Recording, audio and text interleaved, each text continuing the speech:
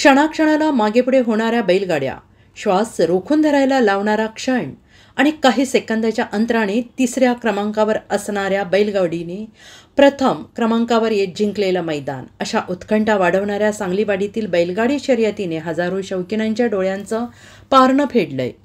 सांगलीवाडीतील महालक्ष्मी यात्रा 2025च्या निमित्ताने युवा नेते अभिजित कोळी यांच्या वतीनं कवठेपिरान रोडवरील लक्ष्मी फाट्याजवळील मिटारकी पट्टा येथे पार पडलेल्या मानाच्या जयंत बैलगाडी शर्यतीमध्ये जनरल बैलगाडी विभागामध्ये शिरूरच्या हेलिकॉप्टर बैजा आणि सांगोला राजाने प्रथम क्रमांक पटकावलाय।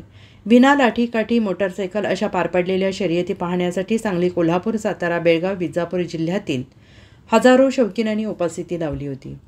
श्री शिवप्रतिष्ठान हिंदुस्थानचे संस्थापक संभाजीराव भिडेगुरुजी यांच्या हस्ते शर्यतीचे उद्घाटन, तर राष्ट्रवादी शरदचंद्र पवार पक्षाचे प्रदेश अध्यक्ष आमदार जयंत पाटील यांच्या हस्ते बक्षीस वितरणाचा कार्यक्रम पार पडला। हेलिकॉप्टर बैजाचे मालक बाळू हजारे आणि सांगोला राजाचे मालक रावसाहेब मेटकरी यांना प्रथम क्रमांक देण्यात आला। महालक्ष्मी यात्रा 2025 निमित्त गेले 4 वर्ष झालं मानाची जयंत बैलगाडी घोडागाडी स्पर्धा इथं आयोजित केली जाते। प्रत्येक वर्षी या स्पर्धेला उत्स्फूर्त प्रतिसाद प्रेक्षकांचा मिळतो। सरकारी नियमांचं पालन करून या स्पर्धा पार पडल्या जातात आणि या स्पर्धेला प्रत्येक वेळी जयंत पाटील साहेब वेळात वेळ काढून इथं उपस्थित राहतात व या स्पर्धेचा दर्जा उंचवतात। त्याबद्दल मी त्यांचंही आभार मानतो आणि इथं 15 दिवस झाले गेले जे कष्ट करतात आमचे कार्यकर्ते, मित्र, या परिसरातील सर्व नागरिक यांचं मी आभार मानतो। टोटल 4 गटामध्ये या बैलगाडी स्पर्धा झाल्या। जनरल गटमध्ये 1.25 लाख, 1,75,000 अशी बक्षिसं ठेवण्यात आली होती। तशाच पद्धतीने दुसऱ्याही गटात ती बक्षीस ठेवण्यात आली।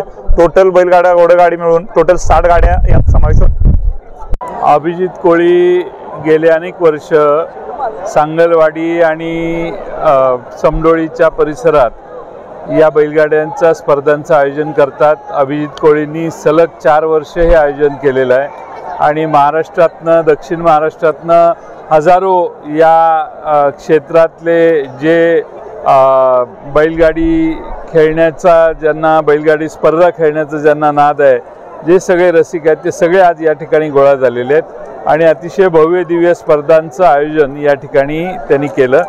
फार मोठ्या प्रमाणात लोकांच्यात हा खेळ किती यशस्वीपणाने लोकप्रिय झालेला आहे हे बघता येईल। आमचे खासदार डॉक्टर अमोल कोल्हे यांनी लोकसभेपासून या खेळाला गती देण्याचा प्रयत्न केला, पुन्हा चालू करण्यासाठी त्यांनी प्रयत्न केले, अनेकांनी केले प्रयत्न। आज हे स्वरूप बघितलं तर बैलगाडा स्पर्धा या महाराष्ट्राच्या ग्रामीण भागात प्रचंड लोकप्रिय झाल्यात, हे एक मात्र खरं आहे। शक्तीपीठ संदर्भ